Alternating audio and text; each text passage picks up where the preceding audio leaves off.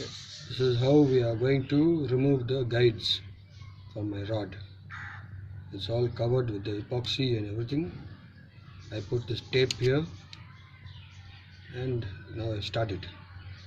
First I made it hot like this,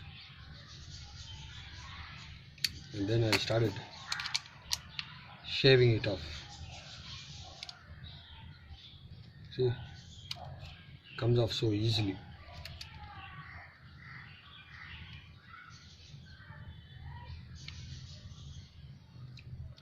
Like that.